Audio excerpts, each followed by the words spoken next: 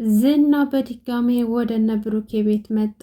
መድብል ሲያየው በጣም ደነገጠ። ምን ልትሰራ ነው አንተ ውሻ እዚህ ድረስ የመጣኸው? ምን ፈልገህ ነው ብሎ ግብ ግብ ገጠሙ። የፈሩትም ነገር ደረሰባቸው። ሰላም ሰላም! ውድና የተከበራችሁ የቻናል የቤተሰቦች እንዴት ናችሁ? ደህና ናችሁ ወይ? ከኔ ጋር ሁሉም ሰላም ነው። ለዚህ ቻናል አዲስ ከሆናችሁ ሰብስክራይብ ማድረጋችሁን አትርሱ። እንግዲህ ምሳሌ ድራማ እንደቀጠለ ይገኛል። ምሳሌ ክፍል 7ን ይዤ መጥቻለሁኝ። እንደሚታወቀው ማህሌት ብሩክን ለመታረቅ ብዙ ነገር እየሞከረች ትገኛለች፣ እያስመሰለች ትገኛለች። በባለፈው ክፍል ዝና ኤፍራታን እያባረራት ነበር ያለቀው። እንግዲህ ዛሬ ደግሞ ኤፍራታና ማህሌት ዝናን ሲያዩት በጣም ደንግጠው ስለነበረ እንደ አማራጭ ወሰደችው። ኤፍራታ ዝናን ማምለጥ ነበር። በተለያዩ አቅጣጫዎች እየተሯሯጠች ስትሄድ ዝና ደግሞ ልክ እንደ መንፈስ በሄደችበት በኩል ድንገት ከፊቷ ገጭ እያለ ከፊቷ እየመጣ አስፈራርቷታል ማለት ነው። እናም ኤፍራታ በሁኔታው በጣም ፈርታና ደንግጣ ነበር። በቃ ዝና ዛሬ አይለቀኝም፣ መንፈስ ነው እንዲህ በየሄድኩበት የማገኘው ብላ በጣም ፈርታ ነበረ። ነገር ግን ዝና ኤፍራታን መግደል ቢፈልግ ኑሮ ለሱ ቀላል ነበር። እሱ ግን ኤፍራታን መግደል ስላልፈለገ በጣም ስለናቃት ማስፈራራት ብቻ ነበር የፈለገና በፈለገበት ሰዓት ላይ እሷን ማጥፋት እንደሚችል ሊያሳያት ነበር ሙከራ ያደረገው። ከዛም በኋላ ኤፍራታን የተዋትና ወደ ማህሌት ተመልሶ ለካስ ኤፍራታን ደብቀሻት ነበረ፣ አጣኋት፣ ቤት ውስጥ የለችም፣ ጠፍታለች ስትኝ የነበረው አምኜሽ ነበረ፣ እንዴት ታደርጊኛለሽ ብሎ አፋጠጣት። ማህሌትን በጣም ፈርታ ስለነበረ እኔ እኮ ላመጣት ነበር፣ አሁን እኮ አታልዬ ውሸቴን ይዣት ልመጣ ነበር፣ ለአንተ ልሰጥ ስል እኮ ነው ድንገት ያገኘኝ ብላ ለማሸት ትሞክራለች። ዝና ደግሞ በፍጹም እንደዛ አይደለም፣ እኔን ለማሸት አትሞክሪ፣ እንደ ጥላት ስከተልሽ ነበረ፣ እየተከታተልኩሽ ነበር፣ ከድሮውም ጀምራ ኤፍራታ አልጠፋችም፣ አንቺ ነበርሽ እየደበቅሻት ያለሽው፣ እኔ ግን የጠበቅኩት በፈለኩበት ሰዓት ኤፍራታን ይዘሽ አንቅሽ ይዘሻት እንደምትመጭ ነበር ማቀው፣ አንቺ ግን ሸወድሽኝ አይደለም። ስለዚህ ከኔ ምንም አይነት ጥቅም አታገኝም፣ ከኔ ጋር ያለው ነገር አብቅቷል። ያ እንዳይሆን ከፈለግሽ ግን አንድ አማራጭ ሰጥሻለሁ። ብሩክ ቤት ሄጅና ብሩክን ትታረቀዋለሽ፣ ይቅርታ ጠይቀሽ ከሱ ጋር ትገቢያለሽ። ስለዚህ ደግሞ ስለ ኤፍራታ ደግሞ እኔ በፈለግኩ ሰዓት እንደማገኛትና እንደማጠፋት ግን ደግሞ እንደማልገድላት እኔ ስታየኝ ሁሌም እየፈራች እንድትኖር ነው ማድርጋት ነገርያት ብሎ የመጨረሻ ማስጠንቀቂያ ወደ ብሩኬ ቤት ሄዳ ብሩኬ እንድትታረቅና ወደ ብሩኬ ሕይወት እንድትገባ ነገራት። ማህሌትም አማራጭ ስለሌላት ግራ ገብቷት እሺ በቃ ያልከኝ ሁሉ ነገር አድርጋለሁ እስማማለሁ ብላ ቃል ገባችለት።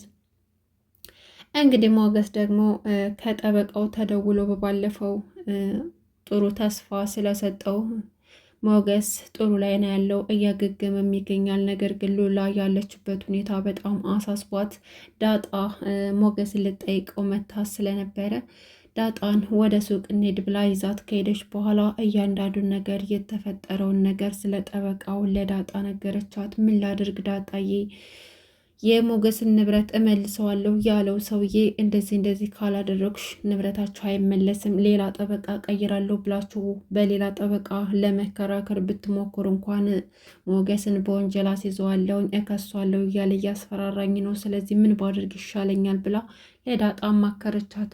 ዳጣ ደግሞ ማነው እሱ ማነው ደፋር አሳየኝና አሳየዋለሁ፣ መች ነው የምቆርጥለት፣ ማን ስለሆነ ነው አንቺ እንደዚህ የሚልሽ እያለች ትላታለች። ሉላም እንግዲህ በሰው ላይ መፍረድ ቀላል እንደሆነና እኔ የንብረቱ ጉዳይ ቢሆን ኑሮ ጥንቅር ብሎ መቅረት ይችል ነበር፣ ነገር ግን ንብረቱንም ብንተው እሱ ባላይ ነገር ማለስማማ ከሆነ ሞገስን በወንጀል እንደሚከሰው አስፈራርቶኛል። ስለዚህ ግዴታ የማደርገው ነገር ግራ ስለገባኝ ነው አንቺን ማማክርሽ ብላ እንደ ጓደኛ ዳጣን ታማክራታለች። ዳጣ ደግሞ ይሄ ነገር ሞገስ መስማት እንደሌለበትና ምክንያቱም ሞገስ ከሰማ ሞገስ ወይ ከሰዋለሁ ወይ የሆነ ነገር አድርጋለሁ ብሎ ስለሚል ያ ጠበቃ ደግሞ ክስ እንደሚመሰረትበት ነገረቻትና አሁን ሞገስ መስማት የለበትም፣ ይልቁንስ እኔ የምልሽን አድርጊ፣ ጠበቃው ያለሽን ነገር ባልከኝ ሀሳብ ተስማምቻለሁ ብለሽ ንገሪውና የሚሆነውን ነገር እናደርገዋለን ብላ ቃል ገባችላት። ሉላም እንግዲህ ለጠበቃው ያው በአመጣልኝ ሀሳብ እስማማለሁ ልትል ተስማምታለች። ዳጣ የሆነ ነገር አስባለች። ከመርዝ ወደላላው ጋር ተነጋግራለች። እንግዲህ የሆነ ነገር አስባለች ዳጣ እንደምናውቀው ከዚህ በፊትም ቅድስትን ያተረፈቻት እሷ ናት። በድጋሚ አሁንም ሉላን ታተርፋታለች ብለን ተስፋ እናደርጋለን። የሚሆነውን ነገር ወደፊት እናያለን ማለት ነው። ብሩኬና ቅድስት ደግሞ ወደፊት ተጋብተው ልጆች መውለድ እንዳለባቸው እና ለምሳሌ ወንድምም መውለድ እንዳለባቸው እየተነጋገሩ ነበር። ብሩኬ ምን ያክል ዋጋ እንደከፈለችለት እና ድንግሏንም ለሱ ብላ ልሸጠው እንደነበረ እንደሰማ ነገራት። እና ይህ ሁሉ ነገር ያደረግሽው ለእኔ ብለሽ ነው። ይሄ ደግሞ ወደፊት ሁሉም ነገር ይስተካከላል። አሁን አንዴ በዳንኩኝና ሁሉም ነገር ይስተካከላል። ደግሞ ሰዎቹ ወደው አይደለም ጨካኝ የሚሆኑት የሆነ የሚያስገድዳቸው አጋጣሚዎች ቢኖሩ ነው እንጂ።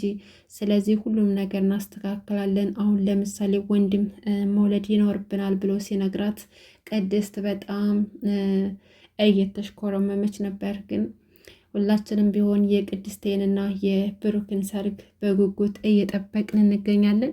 ነገር ግን አሁን አስፈሪ የሆነው ነገር ማህሌት ደግሞ በድጋሚ ወደ ብሩክ ህይወት ለመግባት እያኮበኮበች ትገኛለች ማለት ነው። መድብል ጀግናው የወንድሙ መከታ ደግሞ ምሳሌዬን ይዞ ወደ ኬክ ቤት ሲሄድ ማህሌት መንገድ ላይ ኮርምት ብላ ወድቃ አገኟት። ምሳሌ እማዬ ይች እማዬ አይደለችም እንዴ? ምን ሆና ነው እያለች ምሳሌው በጣም ምስኪን ስለሆነች ስለ ማህሌት ተጨንቃ ነበረና መድብል ደግሞ እረፊ ታያት እባክሽ፣ እሷ ዝም ብላ አሁን ደክማ እያስመሰለች ይሆናል፣ ዝም በያት አታናግሪያት ቢላት፣ ምሳሌ ግን እማዬ ለምንድን ነው ዝም ብያት የሚሄደው? በቃ የሆነ ነገር በል ጠይቃት ምን እንደሆነች እያለችም ምሳሌ ለመድብል ተናግረዋለች። መድብል ደግሞ ምን እንደሆነች ጠየቃት። ማህሌት ምሳሌዬ እያለች እያስመሰለች ነበር፣ ልክ የምትወዳት ልጇ አስመስላ። ምሳሌዬ እንዴት ነሽ? አሁንማ አባትሽ ብሩክ መጣልሽ አይደለ ብላ ጠየቀቻት። አዎ አባዬ እኮ መጣ፣ ግን አንቺን ለምንድን ነው መተሽ ያልጠየቅሽን አለቻት። ማለትም እንግዲህ መጥቻ ያልጠየኳቸው አጎትሽ መድብል ስለከለከለኝና ብላ ነገረቻት። መድብልም እየሆነ ያለው ነገር ግራ አጋብቶታልና ምሳሌ አጎቴ አንተን እንዴ ከለከልካት ስትለት አዎ እኔ ነኝ የከለከልኳት። በጣም ጨካኝና ክፉ ሰው ስለሆነች እንድትመጣ አልፈልግም፣ አንቺም እንድታናግራት አልፈልግም። አዎ ብሎ ነገራት ማለት ነው።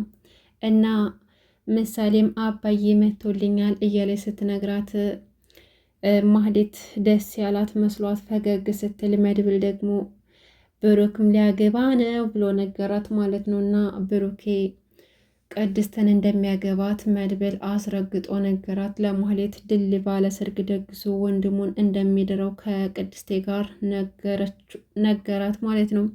ማለትም እንደነሱ እኮ ከተጋቡ ቆይተዋል፣ የምን ሰርግ ምናምን ነው የምትለው ብላ ስጠይቀው፣ አሁን ደግሞ እኔ ወንድሙ ድል ባለ ሰርግ ነው ምድራቸው እያለ እየዘፈነላት ነበር ማለት ነው። ምሳሌም ደግሞ በጣም የዋህ ስለሆነች ደግሞ አጎቴ እኮ ዘፋኝ ነው አልበም ሊያወጣ ነው ብላ ነገረቻት።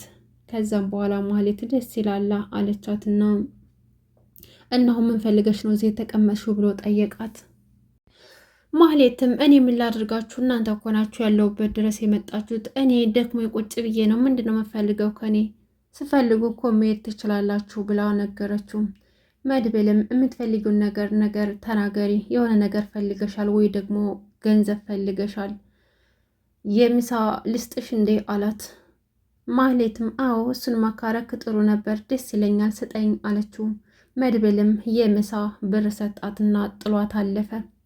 እንግዲህ ማህሌት እዚህ ጋር ምን ያክል እንደተጸጸተችና የሆነ ህይወቷ ምስቅልቅል እንዲያለባት ከብሩኬ ጋር በመለያየቷ ብዙ ጉዳቶች እንደደረሰባት እና ያው ብዙ ነገር ብሩኬን እንደ ብሩኬ አይነት ወንድ አታገኝም። ብዙ ነገር በእጇ ነበር፣ ነገር ግን በራሷ ክፋት ነው ሁሉን ነገር ያጣችውና ያ ነገር ጸጽቷታል። ኤፍራታ ደግሞ ከዚህ በላይ ልትይዛት እንደማትችልና ሁኔታዎቹ ከባድ እንደሆኑና ዝናም ገንዘብ እየሰጣት ስላልሆነ ወደ ብሩኬ ህይወት ገብታ ይቅርታ ጠይቃ ወደዛ እንድትመለስ እየነገረቻት ስለሆነ ግራ ገብቷታል። ገንዘብ የላትም እና አሁንም በድጋሚ በብሩኬ ላይ መጠቀም ትፈልጋለች።